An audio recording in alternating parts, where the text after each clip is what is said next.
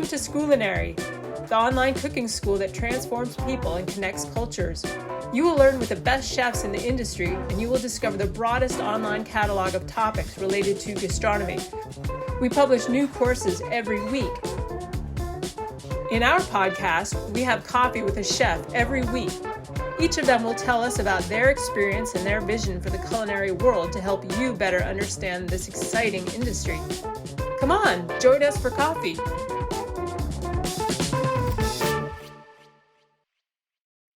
Okay, today we have Alejandra Schrader joining us for coffee. Alejandra is an award-winning cookbook author and chef who holds a certificate in plant-based nutrition. An activist, Alejandra is a founding member of the Chefs Manifesto and is dedicated to promoting sustainable diets as a way to help deliver better food systems. Hi, Alejandra. Welcome and thanks for joining us for coffee.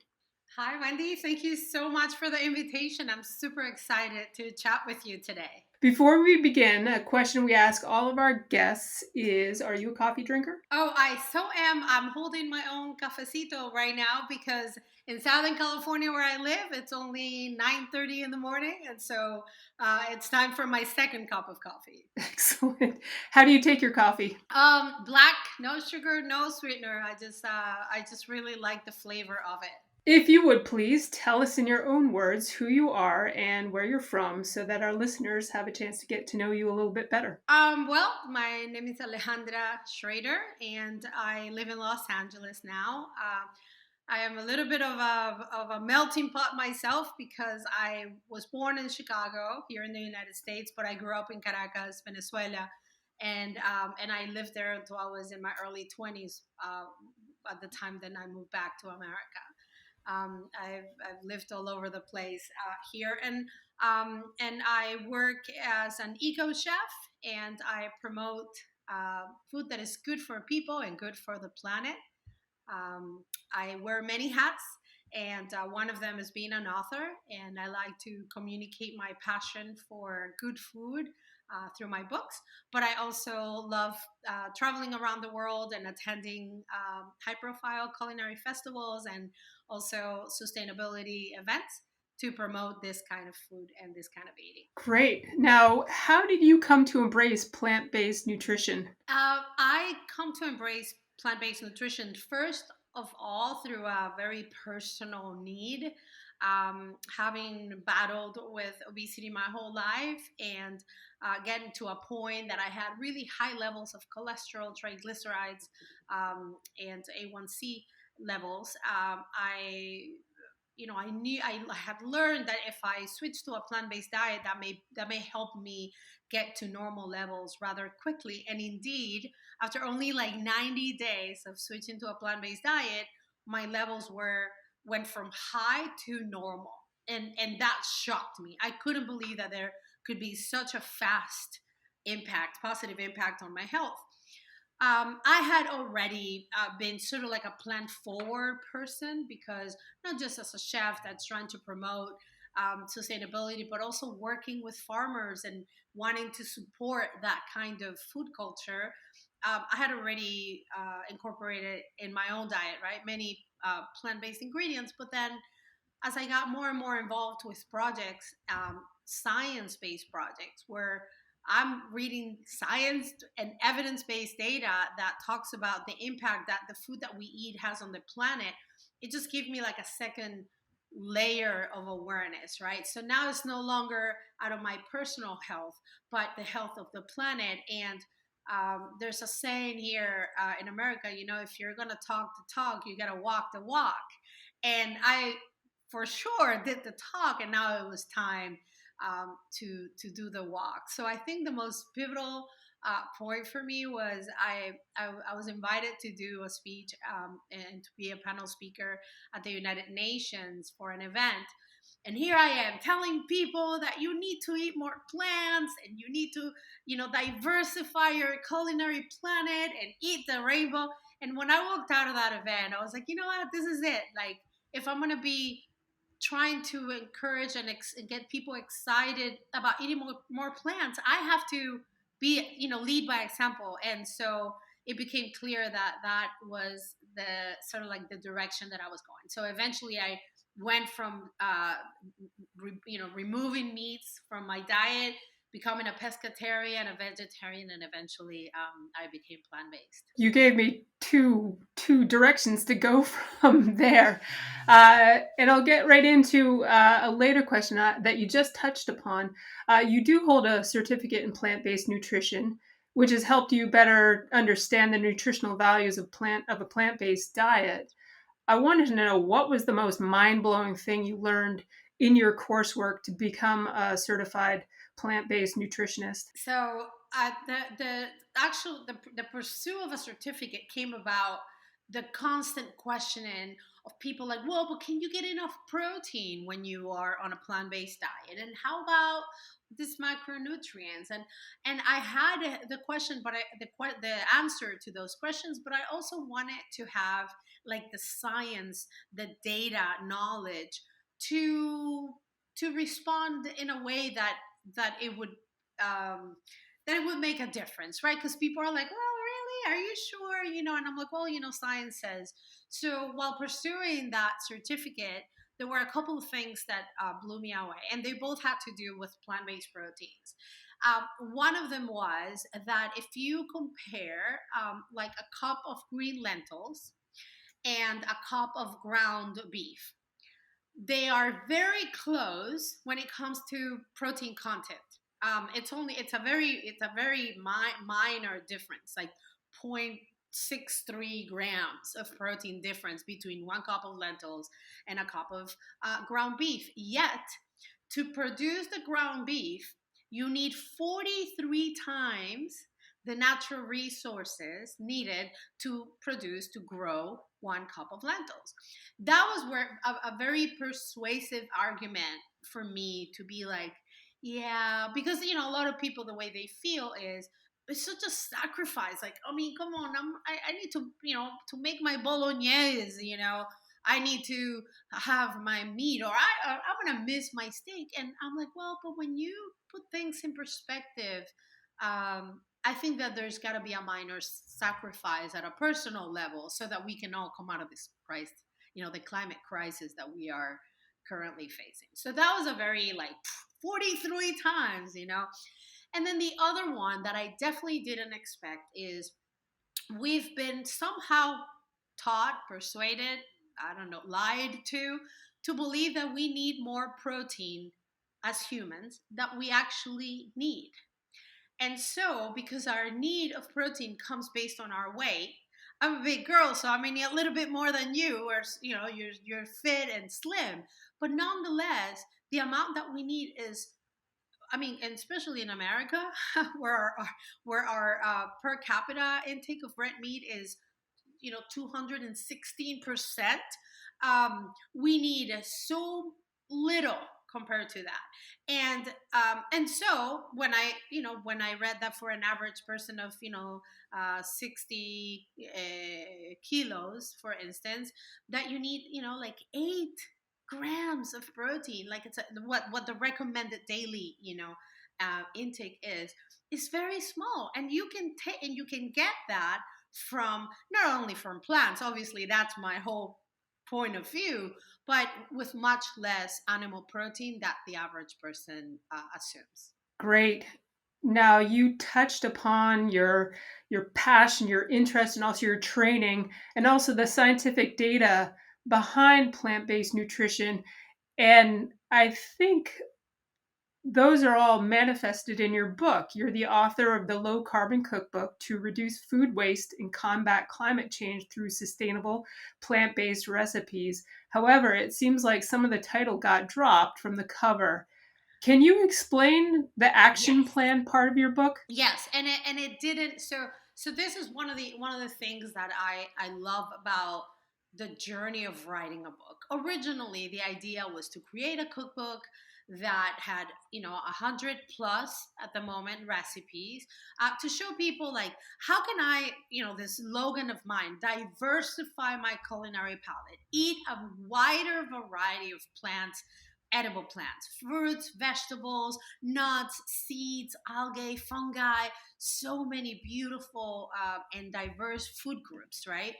And as I started working on this cookbook, it sort of dawned on me. And granted, right, this is in the very beginning of the pandemic, where for many of us, the awareness that our food systems were not working was like evident, because malnourishment, hunger levels, they were rising like crazy as people are having to stay home, and the access to food and nutrition equality. So all of those subjects made me reconsider, like, well, maybe before I tell people that they have to eat more plants, and if you don't know what a parsnip is, or if you don't know what a rutabaga is, like, if you know what a fiddlehead is, try to go find one, like, or not just eat black beans, eat white beans, eat black eyed peas, trying to increment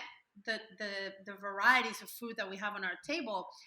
It became clear that I also had to tell people why. Maybe because that's who I am. Because if you tell me, well, you should, I don't know, wash your hair twice with shampoo before you put the conditioner, and my head's gonna be like, but why? Why are you suggesting that? And I wanted to tell people, like, there's a real science behind this suggestion. Like, uh, we have several studies around the world, and at the time, the Eat Lancet report had just come out, and they spent 36 scientists got together, and they worked for 3 years to put together hard data that talked about the food that we eat, where we buy it, how we cook it, where we store it, how much of it we waste has a direct impact on the planet. And so I wanted to take the time to talk about these as a way to persuade people. Like, as you're reading this, you're like, oh wow. Yeah, it can be daunting, but at the same time, that means I have some power. I have I have my own personal responsibility to make a difference in my life, because individual actions can be really powerful as part of a collective action. So then that's where the action plan came about. By then, the cover of the book had already been designed, and it was too late to plug that in. But it was still meaningful to have it. And if you look in Amazon, if you look at any online retailer, you'll see cookbook and action plan, because the action plan part are the first 56 pages of the book, and they talk about what are some of the things that we ourselves can do at home to minimize our own carbon footprint. And are you willing to share a few of those things right now? Most definitely. So the first one I always try to say, because I'm trying to bring people to the table. I'm not trying to shame anyone into meat eating. I also understand that regionally it's not possible for everyone to pursue a plant-based diet, right? So I'm trying to say, whether you're an omnivore, a pescatarian, a vegetarian, a raw vegan, whatever you are, all I'm saying is try to eat a wider variety of plants. Try to get creative. Like, you go to the market and there's a fruit or a vegetable that you don't know, pick it up, bring it home, figure out how to cook it. If you're at a farmer's market, ask the farmer, like, what does this taste like? How do I cook it? And they will be so happy to share with you. Oh, wait, this is I don't know, a radish, a daikon radish, and it's a little spicy, but it's got a little sweetness to it, and it's crunchy. But if you pickle it, it's it wilts, and then you have that connection, right, with your farmer, with the land that is bringing to the table these amazing ingredients. Um, so increasing the amount of edible plants that you're consuming is one of them. Minimizing food waste. And I am grateful to come. I grew up in South America, in Venezuela, with very minimum resources, and so in my house nothing went to waste. But here I am in the United States of America, where people throw away about 40% of their foods. And we're not talking about like my leftovers from the restaurant that sat in my refrigerator for too long. We're talking about people shamelessly at a supermarket when they're buying their beets. The first thing you do is that they take off the green beets, and they leave them at the market, and they take the beets home. And part of me wants to go and like tap their shoulder and say, you know what? Actually, there is science that proves that there is more nutrient content in the beet leaves that there is in the actual beets. True story. Look at the WWF Future 50 Foods report, and they will tell you how beet leaves are a nutrient powerhouse. So, minimizing your food waste, number two. Also, reducing the amount of red meat. That's a big one. I'm not saying don't eat chicken, don't eat turkey, don't eat pork, don't eat seafood, although you should become an educated consumer and try to see where these are coming from, because that's important. But there's a study that suggests, that confirms that if we reduce our red meat intake, and we're talking about ruminants, right? So cow beef is the number one offender. If we reduce our red meat intake by 50%, we can minimize our individual carbon footprint or food print by 40%. That, it blew my mind when I first learned that, because I thought, wow, that's pretty powerful. That means, and I'm saying, okay, if you're gonna make meatballs, instead of making them out of red meat, maybe you could make them out of turkey, ground turkey, ground chicken, ground pork, ground, something else. And then that way you're minimizing your own footprint. Eat more legumes. That's my number 4 suggestion. And by legumes, it's so funny, because when we say in Spanish, when we say legumbres, in my head, I assumed legumes were vegetables, right? And no, we're talking a very specific food group that may have from green beans, lentils, garbanzo beans, peas, fresh peas, soybeans. When you eat tofu, you're eating legumes. Tamarind is a legume. So it's anything that comes from a pod. And so this food group is very important and impactful, because as a food group, they reintroduce nutrients to the soil that allows for farmers to minimize their use of fertilizer, pesticides, and herbicides. It's called nitrogen fixation. If anyone likes to read the science, it's actually quite beautiful how these crops, legume crops, peas, beans, as I mentioned, can take the nitrogen from the air and reintroduce it into the soil, and it goes into the rhizosphere, into this beautiful bulbs in the roots that allow for the soil to absorb this. And now we are enriching our soil. And if you've been keeping up with the trends, soil health equals plant health equals human health. So we need to care for the health of our soil. So those are 4 quick or simple, I would say, steps that anyone can do at their homes to minimize their carbon footprint. Wow, that is great information. And let me stay along the theme of activism. You are a founding member of the Chefs Manifesto, which I have to mention is a Scoolinary partner.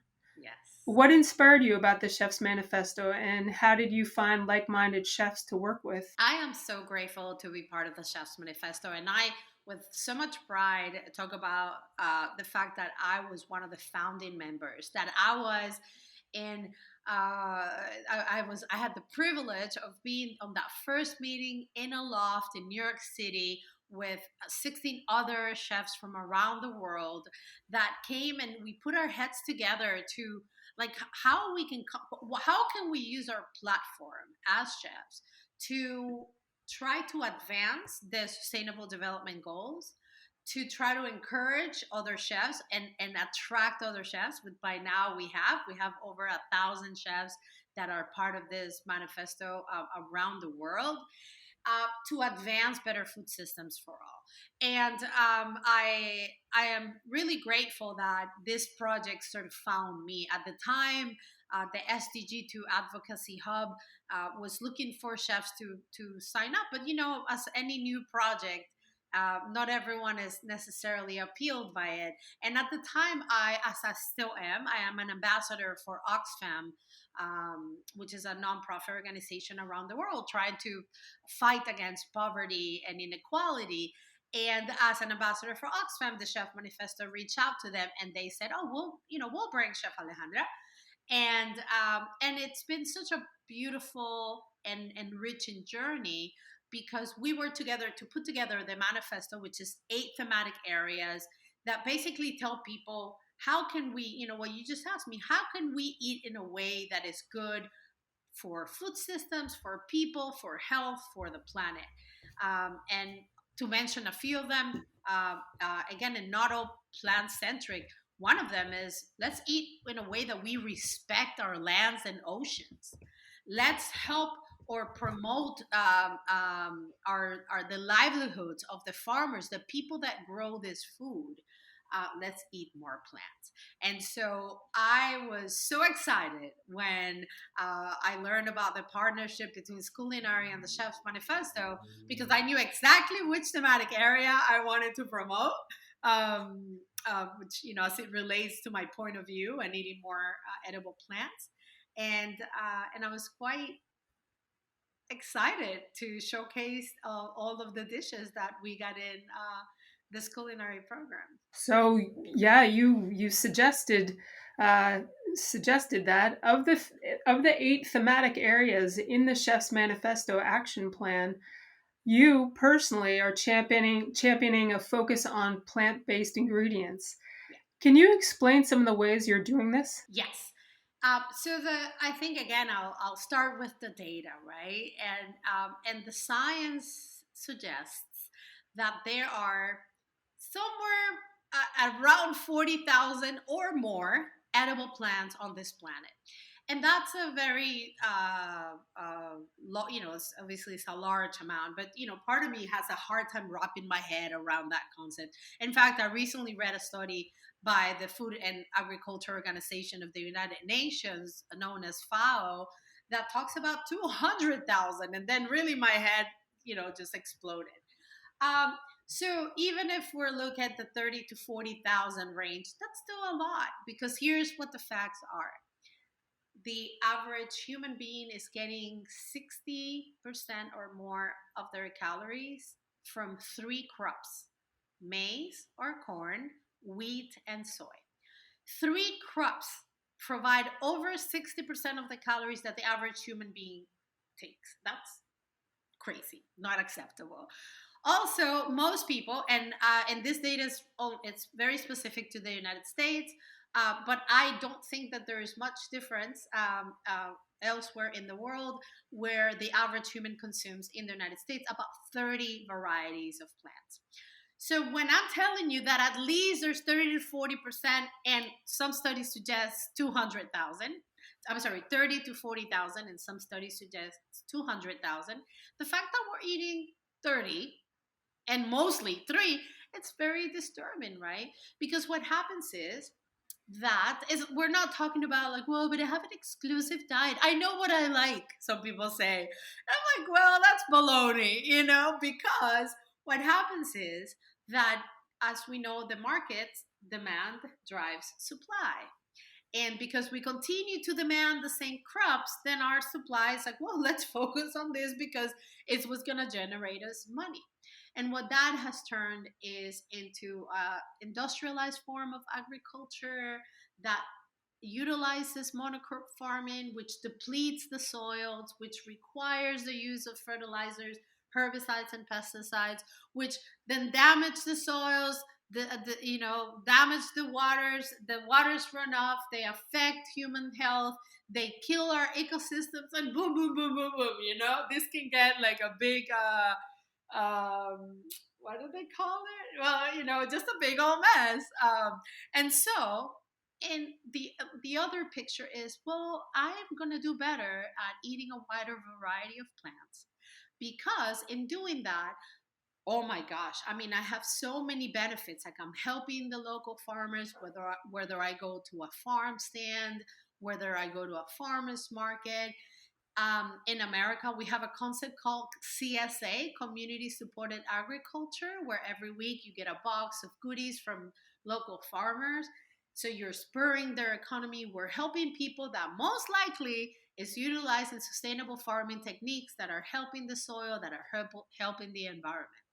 But also, as individuals, if we eat a wider variety of plants, we're promoting sustainability. We're promoting biodiversity. So, biodiversity, right? That concept that dictates that there are that many thousands of plants available for us to eat.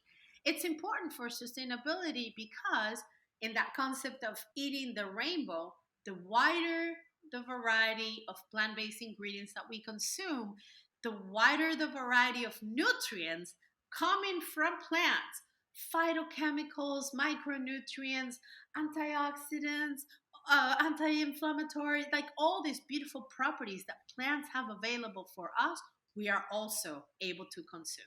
And so it's a win situation as opposed to the previous scenario where it's mostly negative. So, taking all that information you just gave us, what would you like sustainable cuisine to look like in the near future? And I would put it in other words, if you could, quote, design your own sustainable food system, how would you do it? Yes, so that's an interesting question because, as it has suggested, as it has been suggested by science, it's hard to design one plate that looks the same for everyone. Whether it is our regional, like our actual location, whether it is our socioeconomic status, whether it is our personal like health demands. Um, that plate, that sustainable plate, can look very different depending on where you are and who you ask. That's one of the things that I thought was really successful about the Eat Lancet report because they gave sort of the guidelines, but they also show snapshots of what that plate could look like in Norway because their extreme weather, or the Nordic countries because their extreme weather doesn't allow to have access to fresh produce all year round, and they most likely need animal source proteins, right, to thrive, than it does look in Africa, than it does look in South America, etc. So I did mention that I identify as plant-based. I don't identify as vegan. There's absolutely nothing wrong with it, and it's just a different lifestyle diet. And the reason why I do that, I say that, is because I will always put plants in the center of the plate. Plants will always be my favorite choice, or my food of choice. There's times that I'm in the middle of the countryside in Central America, true story, and there's nothing else to eat but eggs. Guess what I'm eating? I will be eating eggs. Um, but in a generalized form, I think a sustainable plate, it's plant centric, it's plant forward. If there's a need to have animal protein or a preference, right? Because it could be a personal preference. It should not be the center of the plate. It should not be the largest portion of the plate. Some people in the Chef Manifesto talk about the fact that we could use animal protein as a seasoning, right? Instead of letting the gigantic and I think that word seasoning, by the way, is used loosely. It doesn't mean just as a seasoning, but it's not the most important element on the plate. It's not the gigantic 12-ounce, ribeye steak and then a little bit of greens. We're talking about maybe something that helps flavor. Like all honesty, when I make, and I'm a beaner. I love beans of all sorts, bean stews, and it doesn't matter the flavor profile. It could be Latin American, it could be North African, it could be Southeast Asian. I sometimes miss a little bit of that flavor, right? Because it's my memories bring me back to that sense. So I think when they talk about this seasoning concept, is a small amount can help bring a lot of flavor to the plate, and then complement it with, as I mentioned, let's say legumes. There is a big campaign being promoted by the same organization that promotes the Chefs Manifesto. The campaign is called Beans is How. and it's taken off. If you haven't heard about it, just Google it, because it's being recognized worldwide by so many key organizations and NGOs. Beans is how. Beans is how we solve issues of climate crisis. Beans is how we promote nutrition equality. Beans is how we eat in a way that is good for human health and that of the planet, etc. So a plate that showcases a lot of not just beans but legumes in general. A plate that has a variety of colors, the rainbow on the plate, and that could be from all the different food groups. And and in this plate, if we are talking about animal source proteins, I don't have a problem with. So I know some, for religious reasons, some people don't like to or are not able to consume bivalves, clams, oysters. What do you call these? Sorry, the name is escaping me. Mussels, Scallops? mussels, Oh, yes, scallops, all the bivalves. They're a very sustainable animal source protein. But again, some groups can consume it. So I think it's more about the diversity and about the mindfulness that by incorporating more edible plants into our plates, we can become more sustainable. well, you've already mentioned that you enjoy cooking beans or consuming beans. So let me twist this question a little bit. What are the bean dishes you like to prepare the most? Oh gosh. So I am a big lentils fan. I make In fact, I have frozen lentils, like a lentil soup, a lentil stew in my freezer right now because I make such big pot, pods. Um, hint, hint. Another sustainable eating tip: if you cook in large batches and you separate them, you allow them to cool down, and you freeze them, you waste less food, and make the most of the ingredients that you've bought. You eat healthier, and you're more likely, if you come home and you're hungry and there's nothing else, that to go out to buy something or to make something new, you can pull it out and you can warm it up. So green lentils are a huge favorite of mine. I grew up in Venezuela. Black beans are part of our national dish. I am a big black bean fan, whether it's in a refried, which I don't refry, but mash them in a way with some aromatics, onions, garlic, bell peppers, and spices in a way that become really flavorful. I am a die-hard garbanzo bean lover, and one of my favorite ways to prepare garbanzo beans is in a coconut curry simmering sauce, very Thai like, and lemongrass and ginger and all those aromatics that just make my house smell like heaven. And then I love green beans and peas. Most people would assume I would say tofu. I didn't grow up with tofu. I eat it. I like it. It's not my go-to. I rather I rather have some sort of beans because I'm a beaner. But if I need to replace meat with a substitute, I know this is outside of the question, but my favorites are wild mushrooms, cauliflower. I love me a cauliflower steak, and eggplant. I just want to ask another question about beans. I feel like, especially in the United States, uh, kidney beans, black beans, garbanzo beans, white beans, what are we missing in terms of our bean varietals that we could take advantage of? Yes, and you are right as far as like those being the most wildly consumed beans, especially in the South when people like to make baked beans. But I just think, honestly, especially, and again, here I'm in Southern California. There's the Latin community has injected, like our Latin flavors and the pinto beans and the black beans and the Peruano beans into the culinary culture. But there's parts of the country that I've lived that people just don't, not even garbanzos.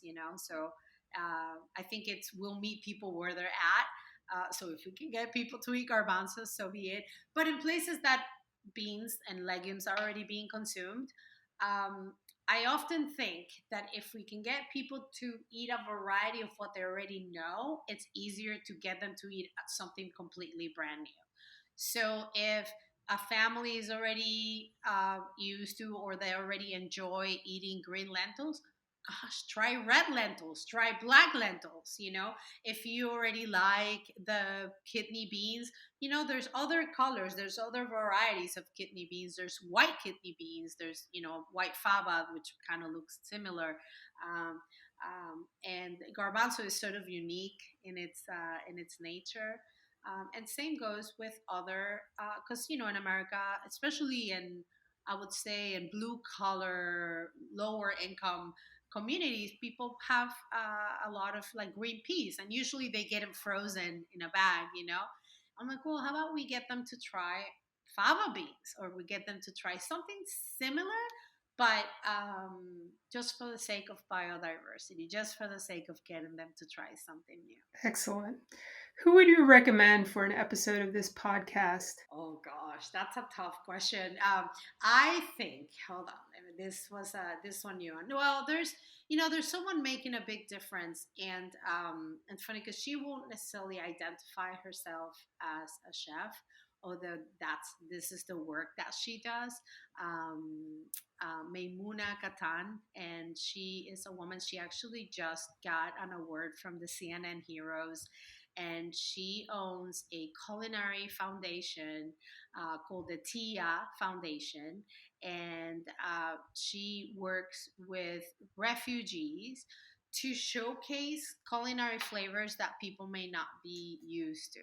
And it's such a beautiful, like social, culinary, environmental, food, nutrition, equality combination that I think she'll be just fabulous and interesting to talk about. Well, thank you. Gosh, I could keep going with questions for hours, but I'll stop right there. Thanks very much for joining us for coffee today, and we hope to have you back sometime. I appreciate so much the invitation, and thank you for a great conversation. If you like this episode, don't miss an episode by becoming a member. We're waiting for you each week with more guests. We're on all podcast platforms. Just search for Coffee with Scoolinary. We're also waiting for you at our website and on our social networks, where you can get to know all our courses and teachers.